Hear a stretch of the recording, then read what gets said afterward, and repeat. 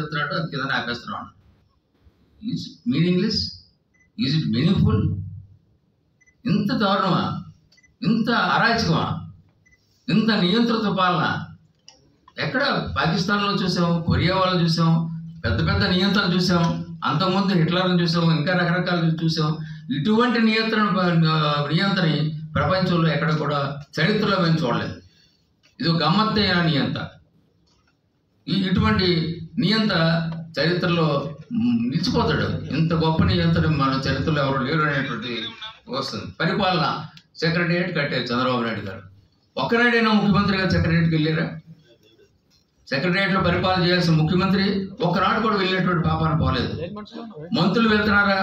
ఈ 5 ఏళ్ళలోనూ ఒక్క మంత్రి కూడా పరిపాలన చేయరు. 2 బ్యాచ్లు మారాయి. పోనీ ఐఏఎస్ ఆఫీసర్స్ వెళ్తున్నారా? వాళ్ళు లేరు. అజయ్ కలాం గారు కొన్నాళ్ళు ఉండేవారు, తర్వాత ఆయన హైదరాబాద్ వెళ్ళిపోయారు. ఒక్క సెక్రటరీ కనపడలేదు. ఆన్లైన్ పేపర్ అట, ఆన్లైన్ పేపర్లెస్ గవర్నమెంట్ అట. అయితే అందరూ కూడా ఇంటి దగ్గర నుంచి పరిపాలన చేస్తారట, ప్రజలకు అందుబాటులో ఉంటారట ఏ అధికారి. ఎక్కడైనా చూసామండి పరిపాలన? ఇటువంటి పాలన ఎక్కడైనా చూసామా? పరిపాలన కూడా ప్రజలకు అందుబాటులో లేకుండా సెక్రటరీని తాళాలు వేసేసి మూసేసేటువంటి పరిస్థితులు ఈ 5 సంవత్సరాల్లోనూ ఈ ప్రభుత్వంలోనే చూడడం అనేటువంటిది జరిగింది. కొద్ది విశాఖలో 10,000 కోట్లు ఖర్చు పెడితే విశాఖలో రాజధాని అయిపోద్ది అన్నాడు. బాగానే ఉంది. 10,000 కాదు, 10 రూపాయలు ఖర్చు పెట్టారు ఇక్కడ విశాఖపట్నంలో. ఎందుకు ఖర్చు పెట్టలేదు? దేనికి ఖర్చు పెట్టలేదు? ప్రభుత్వ ఆస్తులు, విశాఖపట్నంలో ఉన్న ఆస్తులన్నీ తనఖా పెట్టేశాడు. గంగవరం పోర్టు రాష్ట్ర వాటా కూడా అమ్మేసి అదానికి తాకట్టు పెట్టేశాడు. విశాఖ స్టీల్ ప్లాంట్ అదానికి అప్పచెప్పడానికి కేంద్ర ప్రభుత్వం ప్రయత్నం చేస్తుంటే ఒక్క మాట కూడా, ఒక పోరాటం కూడా లేదు. మంత్రులు 22 మంది ఉన్నారు, ఎవరు కూడా పార్లమెంట్లో పోరాటం చేసినటువంటి పరిస్థితి ఎక్కడా లేదు. ఈయన ఒక మాట కూడా అనేటువంటి పరిస్థితి. శాసనసభలో ఓ తీర్మానం చేశారు, అయిపోయింది అంతే. తాంబూరాలు ఇచ్చేసాను, తన్నుకు చావండి అన్నాడు. ఆ విధంగా నేను తీర్మానం చేశాను, ఇంకంతే, నేనేం మాట్లాడని చెప్పడం జరిగింది.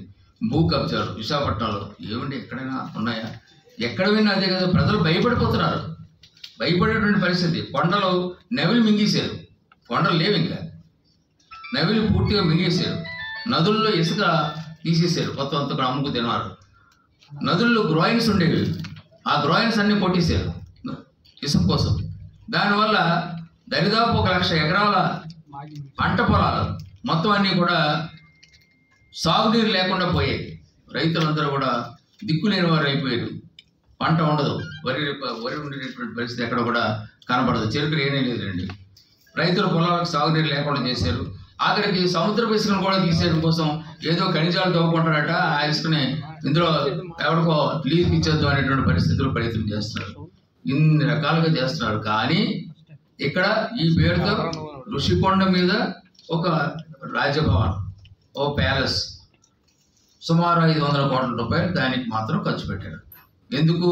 ఆయన ఉండడం కోసం. వెంకటేశ్వర స్వామికి ఎదురుగా సముద్రానికి వెంకటేశ్వర స్వామికి మధ్యలో ఋషికొండ పెట్టారు. వెంకటేశ్వర స్వామి ఊరుకోడే, తనకు అడ్డొచ్చిన వాళ్ళు ఎవరిని కూడా ఉంచడం. అంచేతనే వెంకటేశ్వర స్వామి దేవాలయాన్ని ప్రారంభించడానికి కూడా ముఖ్యమంత్రి గారిని రానివ్వలేదు. స్వామి చాలా పవర్ఫుల్. ఆయన గీతం చేత నాకు ప్రారంభించే పరిస్థితి వద్దని అన్నారు. ఈవేళ వరకు ఆయన దర్శనం చేయలేకపోయారు. అదేవిధంగా ఋషికొండ కొండ మీద కూడా వెళ్ళలేరు. స్వామిని కాదని వెళ్ళేటువంటి పరిస్థితి ఏమాత్రం కూడా ఉండదు. ఆధ్యాత్మికంగా మాట్లాడుతున్నాను కాదు. ల్యాండ్ పూలింగ్ అనేటువంటి పేరుతో రైతుల భూముల్ని మొత్తం మింగేశారు. నిన్నేమో విశాఖపట్నం అన్నారు, ఈవేళ హైదరాబాద్ అంటున్నారు. తెలంగాణలో మన రాజధాని అనేటువంటి తిరిగి ఉండాలి అనేటువంటి భావం ఎంత అసహ్యమైనటువంటి భావం అంటే ఇది న్యాయమైనది, ఎవరైనా హర్షించేటువంటి భావమైనది. ఆంధ్రుల ఆత్మాభిమానంతో చెలగాటవాడేటువంటి ప్రక్రియ కాదా ఇది? మతి ఉండే మాట్లాడుతున్నారా, మతి పోయి మాట్లాడుతున్నారా, మతి భ్రమించి మాట్లాడుతున్నారా? ఇంకా ఆటాడుకుంటారా ప్రజలతో? ఎప్పుడైతే స్టేట్లో కౌంటర్ ఇవ్వడం జరిగింది హైకోర్టులో, Andhra Pradesh Amaravati is the capital of Andhra Pradesh అని ఈ ప్రభుత్వమే హైకోర్టులో ఎఫిడవిట్లు కౌంటర్ 2 కూడా దాఖలు చేశారు. తర్వాత పార్లమెంట్లో కన్సర్న్ మినిస్టర్ రిప్లై ఇచ్చారు, ఆంధ్రప్రదేశ్కి క్యాపిటల్ అమరావతి అని. గజెట్ నోటిఫికేషన్ అయింది. నేషనల్ మ్యాప్లో ఆంధ్రప్రదేశ్ రాజధానిగా అమరావతి గుర్తింపబడింది. ఇన్ని జరిగిన తర్వాత ఏంటి విశాఖపట్నం ప్రజల్ని ఇంకా ఇంకా ఇంకా మభ్యపెట్టేటువంటి ప్రయత్నాలు కాదా ఇది? వచ్చిందో పోతుందో అది వేరే విషయం, కానీ ఇక్కడ రేట్లు పెరిగిపోయాయి.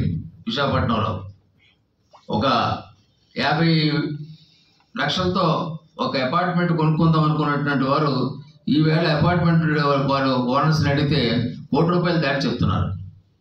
2 కోట్ల వరకు కూడా వెళ్ళినటువంటి పరిస్థితులు ఉన్నాయి. ఇది మనం మిగిలింది. ఆయన చేసింది లేదు, ఏమీ లేదు. కానీ ఇక్కడ మధ్యతరగతి ప్రజలు రేట్లు పెరిగిపోయి సొంత ఇల్లును కొనుక్కోలేనటువంటి పరిస్థితి తీసుకొచ్చారు. ఇదేనా వాళ్ళు సాధించింది? విశాఖపట్నం క్యాపిటల్ క్యాపిటల్ క్యాపిటల్ అని సాధించింది ఏంటి? మధ్యతరగతి ప్రజల తాలూకు బ్రతుకుల్ని అతలాకుతలం చేయడం, అది మనం సాధించింది.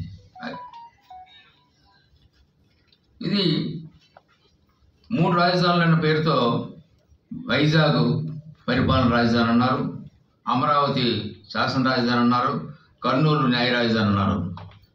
అప్పుడు కూడా ఈ 3 ప్రాంతాల మధ్య విద్వేషాలు రెచ్చగొట్టారు, సఫిషియెంట్గా రెచ్చగొట్టారు.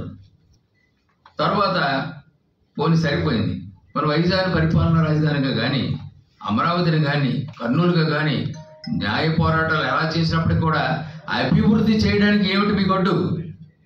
ఎందుకు అభివృద్ధి చేయలేదు? ఒక్క బ్రిక్ అయినా, ఒక్క ఇటుకైనా ఈ 3 ప్రాంతాల్లో ఎక్కడ వేశారా?